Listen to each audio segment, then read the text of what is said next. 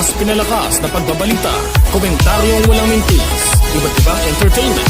Radyo natin to! Radyo natin to!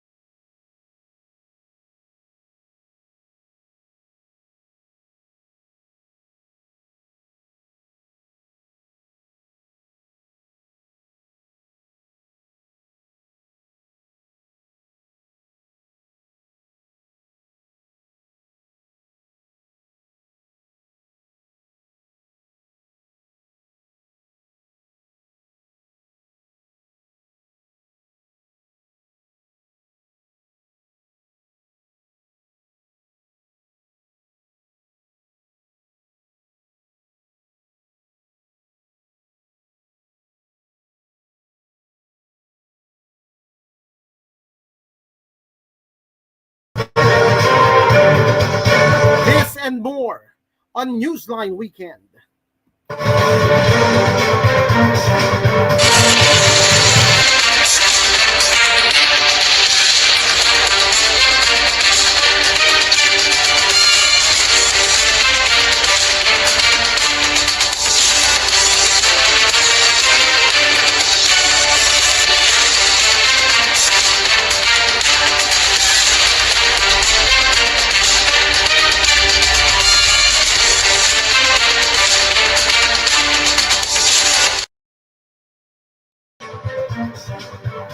Good morning, I'm Raymond Kaibigan. Newsline Weekend begins right now.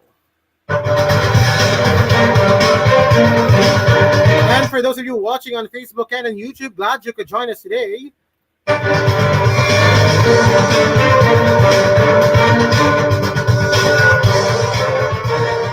Topping the weekend news, President Ferdinand Marcos Jr. has ordered the Department of Public Works and Highways to slash the cost of key construction materials by as much as 50% after a government review found widespread overpricing in infrastructure projects, including flood control works.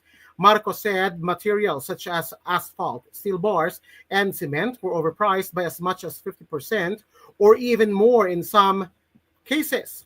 To ensure that the cost of DPWH will reflect the cost of the market and that the people's money is correctly spent, I have directed the DPWH Secretary to bring down the cost of materials by as much as 50%, the President said before leaving for the Association of Southeast Asian Nations Summit in Kuala Lumpur, Malaysia on Saturday. He said the move could generate between 30 billion pesos and 45 billion pesos in savings, which could then be redirected to social services such as education, health, and flood programs.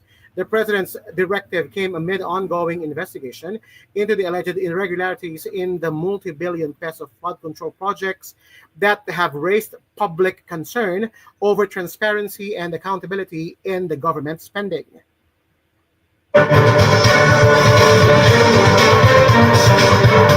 The DPWH continues to review projects and contracts and to file cases against those who have perpetrated corruption, Marcos said, vowing to hold accountable both officials and contractors implicated in the anomalies. Marcos also ordered the Bureau of Internal Revenue to recalibrate its audit priorities and focus its scrutiny on questionable projects instead of small and medium enterprises that have been compliant with tax regulations. He said the Department of Finance and the BAR were studying reforms to simplify and lower withholding tax and to raise the ceiling for tax-exempt de minimis benefit to 8,000 pesos per year.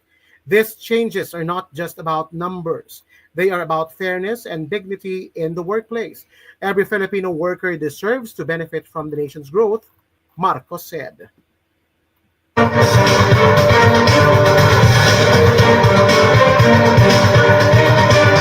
President Ferdinand Marcos Jr. has vowed to renew the Philippines' call for an open, rules-based international order and the peaceful resolution of disputes as the Association of Southeast Asian Nations confronts regional challenges in the South China Sea and the Myanmar crisis.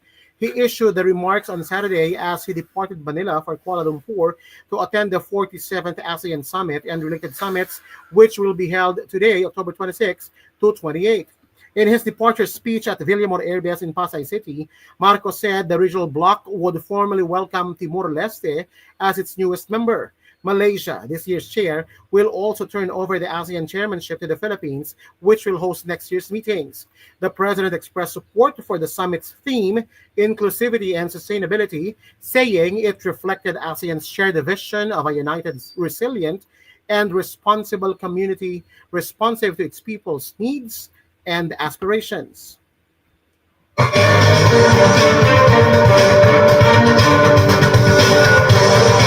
At this summit, I will join fellow ASEAN leaders in reaffirming our commitment to ASEAN's centrality as we navigate pressing regional and global challenges, including developments in the South China Sea, the situation in Myanmar, threats to regional peace and maritime security, as well as the far-reaching impacts of climate change, economic volatility, and transitional crime, Marcos said. He added, I will continue to champion our advocacies in promoting an open, inclusive, and rules-based international order and for the peaceful resolution of disputes in accordance with international law.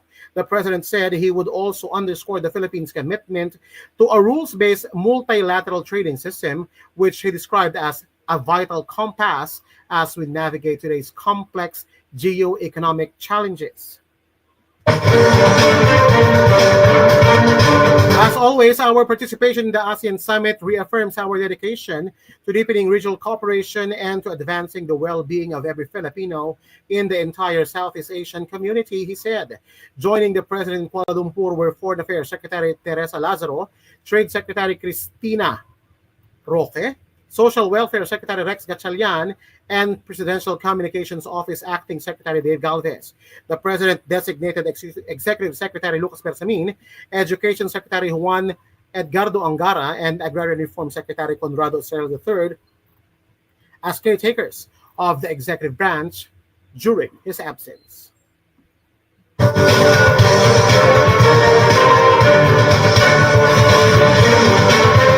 President Marcos on Saturday ordered sweeping reforms to ensure that public funds for infrastructure are properly spent and the tax system is fair and just, saying the government was heeding the Filipinos' call for lower prices and greater accountability. Marcos made the announcement in his speech before departing for Kuala Lumpur to attend the 47th ASEAN Summit from October 26 to 28. Relating the reforms to his participation in the ASEAN gathering, the president stressed that the regional bloc's strength depends on the individual strength and prosperity of its members. Thus, we are strengthening our bureaucracy, making it more responsive, accountable, and transparent in serving the Filipino people, Marcos said.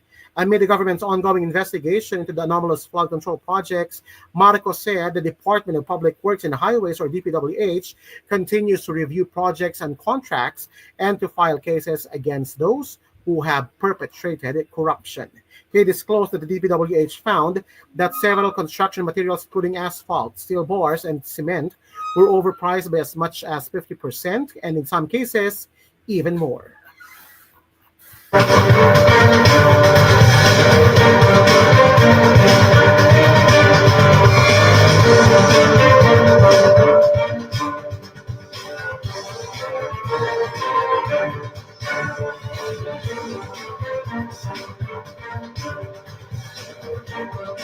In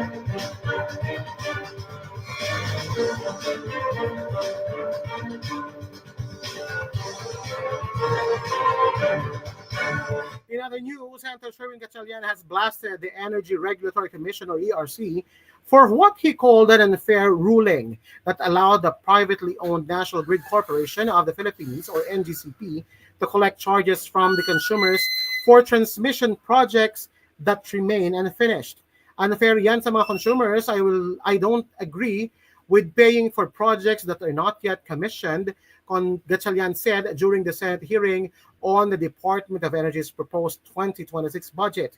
He warned that the decision effectively removed any incentive for NGCP to complete its long-delayed projects, many of which have been blamed for the persistent brownouts in many parts of the country.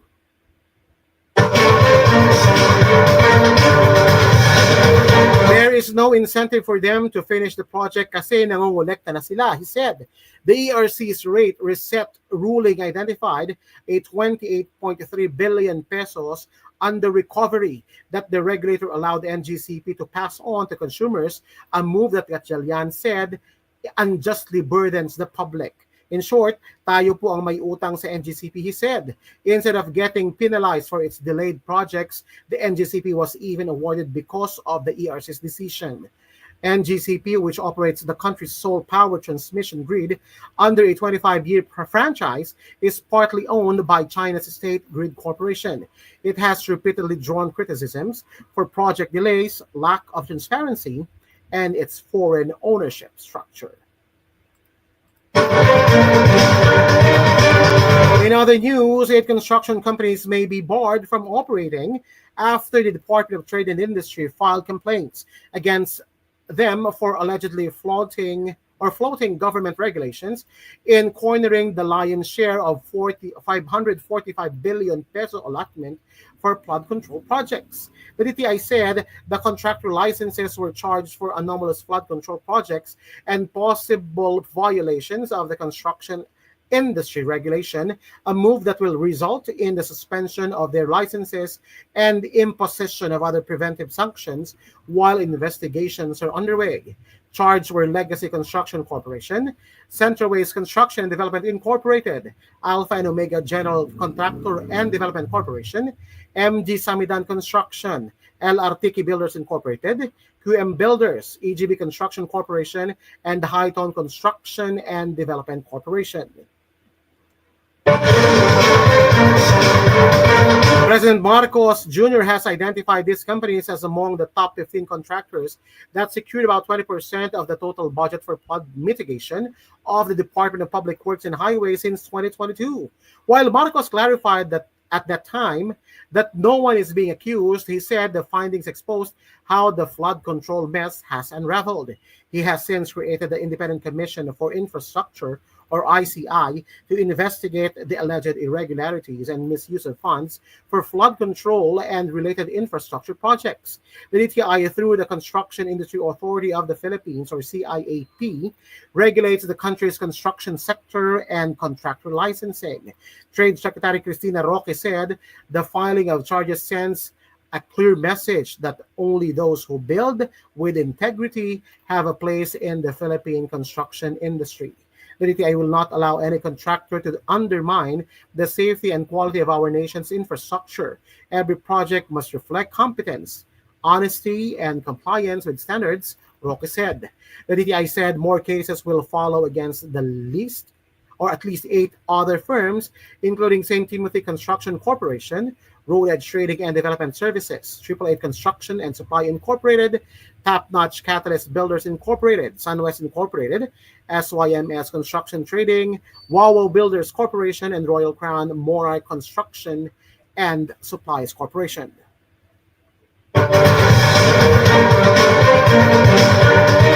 Said DTI's own fact-finding teams was already coordinating with the ICI to ensure full accountability and restore public confidence in the government's infrastructure program.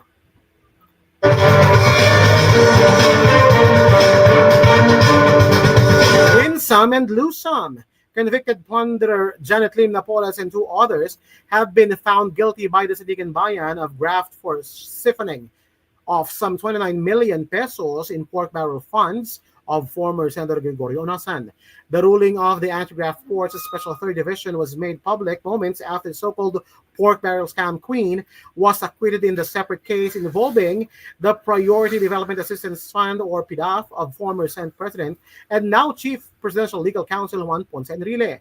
Besides, Napoles, also convicted for graft, malversation, and falsification of public documents, were former National Livelihood Development Corporation President Gondelina Amata and Onasan's former staff member Michael Lim Benjamin. In a 118-page ruling, the Anti-Graft Court said the three conspired with one another in diverting Onasan's PDAF, which was supposed to finance livelihood projects in San Agustin, Surigao del Sur. They were ordered to pay a fine of 4 million pesos and were held jointly and severally liable to return the same amount to the Bureau of Treasury, with legal interest of 6% per year from the finality of the decision until full payment. The court said a total of 10.5 million pesos was involved in their 3 counts of malversation of public funds through falsification of documents. Each count of malversation through falsification carries a prison term of 12 to 17 years, a fine equivalent to the amount malversed, and perpetual disqualification from holding public office, the Sandigan Bayan ruled.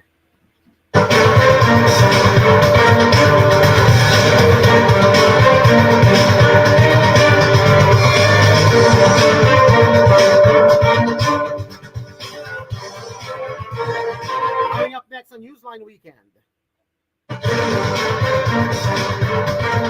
Aguirre ready to join Duterte in ICC. Alas 6 probe into secret ruling that voided Villanueva's dismissal. Gatchalian backs Lacson's return as Senate Blue Ribbon Chair.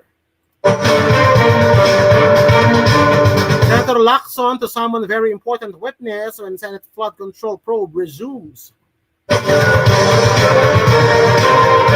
And MIA Union disowns group behind petition versus NAIA PPP deal. More news coming your way when Newsline Weekend returns. Keep it here on Radyo Natin To.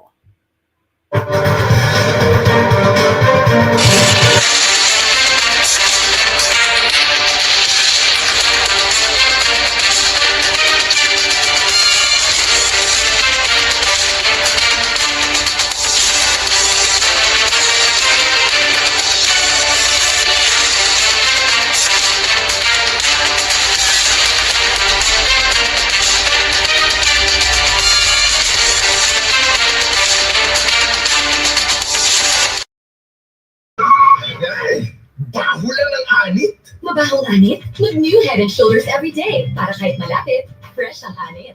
Evelyn, refresh ka na sa hapon lang o sa malapit. New Head & Shoulders for 100% damage-free hair. No visible flakes with regular use. Hello, Washi! Laundry day na naman! Yay! Anong meron? Mancharing chocolate! Cake! Ladybug pa! Kaya natin yan! With Pride Washing Machine Detergent, may triple sting-away formula. Ganda ng makakit, madikit, at madupis na dumit mancha. Kaya easy-easy ang lavada. Mula noon, hanggang ngayon! All you need is pride. All you need is pride.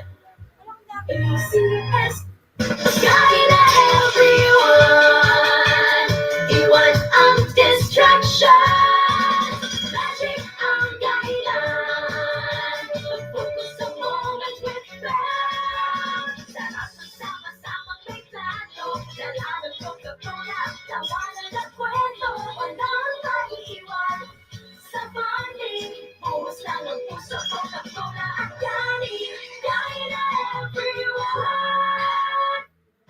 Every day sa bahay daming activities. Kaya breakfast pa lang, give them champion energy. Milo breakfast every day. Milo breakfast every day. Jumpstart your day with a balanced diet, healthy lifestyle, and an energized, nutritious breakfast with Milo. May winning combination of milk, champion energy nutrients, at choco multi-sarap. Milo breakfast every day. Milo breakfast every day. Healthy jumpstart your day. Milo every day.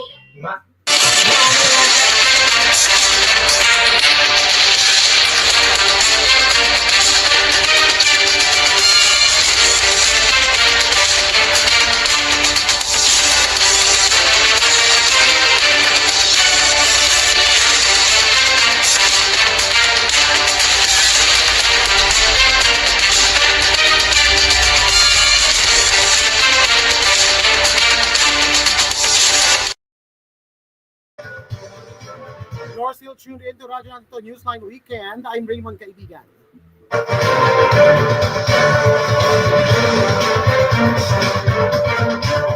House Minority Leader and Mamamayang Liberal Representative Laila de Lima on Friday hailed the decision of the International Criminal Court rejecting former President Rodrigo Duterte's jurisdiction challenge, calling it most welcome as it is most just. We are closer to justice and accountability with this decision of the PTC, de Lima said, referring to the ruling of the ICC pretrial chamber that dismissed Duterte's bid to block the court's proceedings against him. While Duterte may still appeal, the lawmaker said it was already a lost cause for the former president, who is facing charges of crimes against humanity over the thousands of killings linked to his drug war.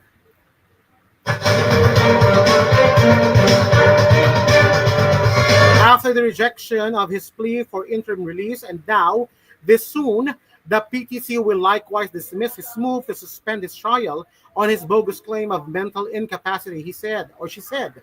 The sooner the trial, the better for all concerned, including Duterte himself, who will be able to finally present his defense. As he himself repeatedly said, he will squarely face the accusations against him, de Lima added. In its ruling, the PTC held that the state's withdrawal from the Rome Statute does not affect matters already under consideration by the court, effectively affirming the tribunal's continuing jurisdiction over Duterte's alleged crimes committed while the Philippines was still a member of the ICC.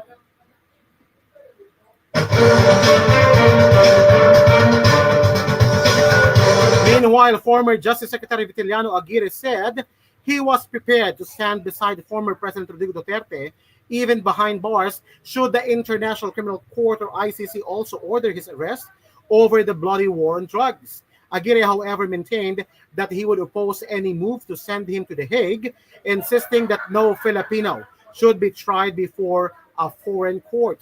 If they are going to arrest me, charge me, send me to The Hague, perhaps it would be good for us, for the former president especially, so that may kasama siya doon, Aguirre said in an interview.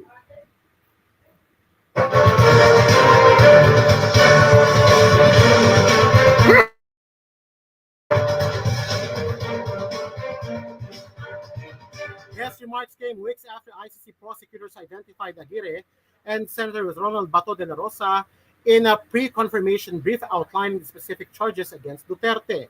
Aguirre brushed off the ICC's filing, saying his inclusion was meant to reinforce allegations that Duterte's brutal drug war was a state-sponsored campaign to kill civilians. I believe that the reason why my name came out is that these people who were accusing President Duterte of his crime against humanity wanted to paint a picture of this national policy of the Duterte administration to kill even civilians. And that would not be credible if the Secretary of Justice is not involved, he added.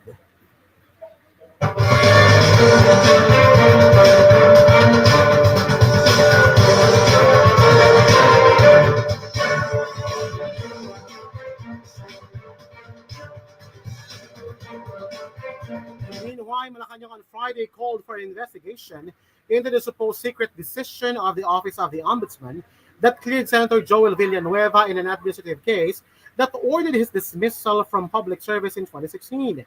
The palace issued the remarks following reports that even newly designated Ombudsman Jesus Crispin Remulla was not aware that the dismissal order, which was issued by then Ombudsman Conchita Carpio Morales, had already been overturned. Palace Press Officer Claire Castro, a lawyer, said the Marcos administration wanted full transparency on how the case was resolved. Dapat ito talagang malaliman upang kung ano man ang may pagkakamali, kung ano man ang nalabag na batas, kung mayroon man ay dapat itong masolusyonan at maitama ng Office of the Ombudsman, Castro said during a press briefing. She added that while President Ferdinand Marcos Jr. continued to trust in Ombudsman Remulla's ability to uphold accountability, the anti-graft body must ensure that no irregularity tainted the process that cleared a senator previously found guilty of serious offenses. In November 2016, Morales ordered Villanueva sacking for allegedly misusing 10 million pesos of his Priority Development Assistance Fund when he was still the SIBAC party list representative. He was found guilty of grave misconduct. serious dishonesty and conduct prejudicial to the best interest of the service, with a penalty of dismissal and perpetual disqualification from public office. The Senate, however, refused to enforce the order, arguing that the only Congress had jurisdiction to discipline its members.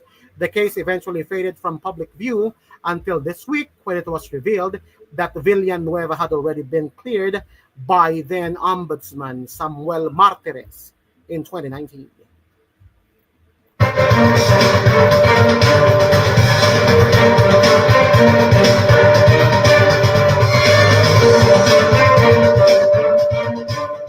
Meanwhile, a very important witness may soon take center stage when the Senate Blue Ribbon Committee resumes its investigation into the multi-billion peso flood control scandal, with Senate President Pro Tempore Panfilo Ping Lacson possibly returning as its chair.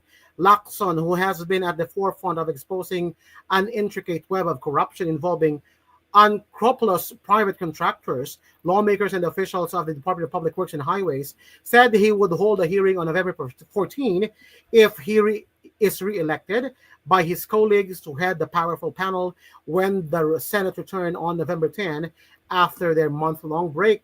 He had relinquished his post October 6 after some of his colleagues expressed disappointment of his handling of the Senate inquiry. To help speed up the filing of airtight cases against some politicians, DPWH officials, and errant contractors, we will invite, among others, a very important witness and retired Sergeant Orly Gotesa, to shed more light on his sinumpaang salaysay, Lacson said in a post on X yesterday, Saturday. And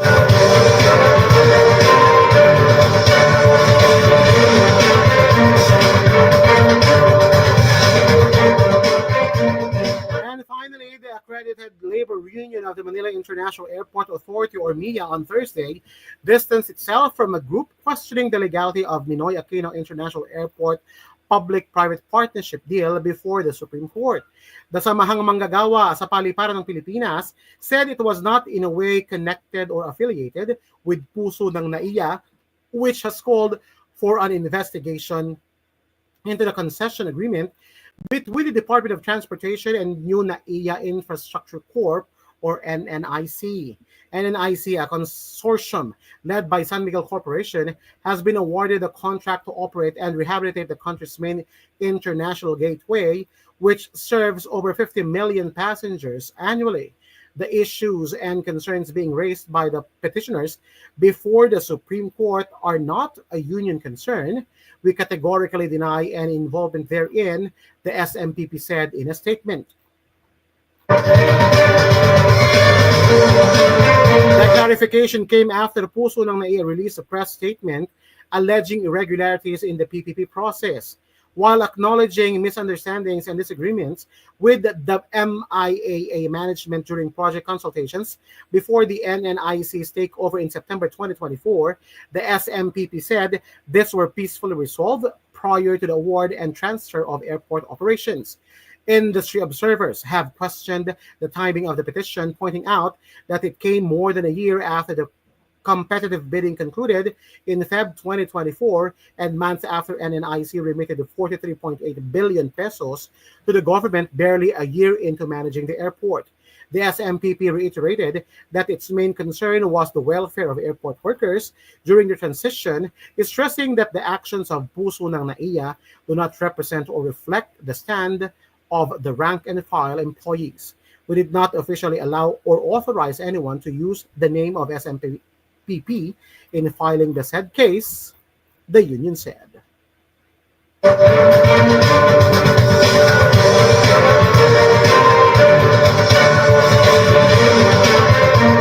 A quick roundup of today's headlines.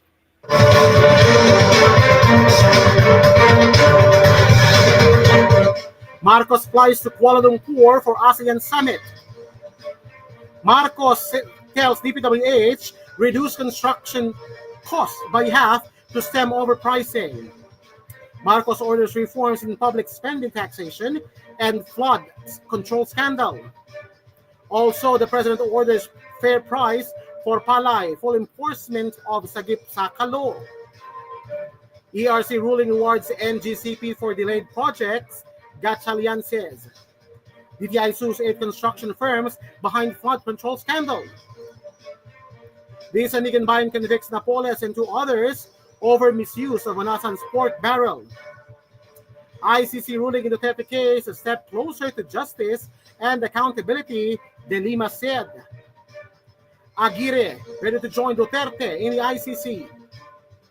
Pala 6 probe into secret ruling that avoided Villanueva's dismissal. Gatchalian backs Lacson's return as Senate Blue Ribbon Chair. Lacson to summon very important witness when Senate flood control probe resumes. And NIA Union disowns group behind petition versus the NIA PPP deal.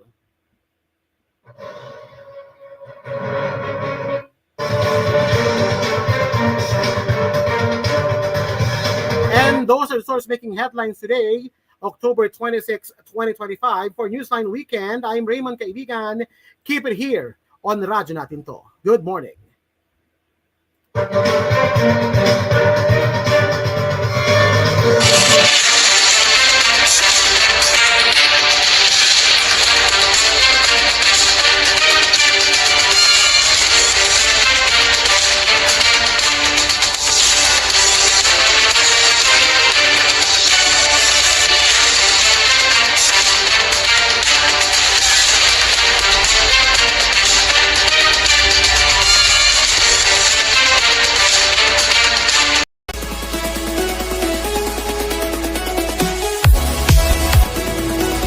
Mas pinalakas na pagbabalita, komentaryong walang mintis, iba't ibang entertainment. Radyo Natin To. Radyo Natin To.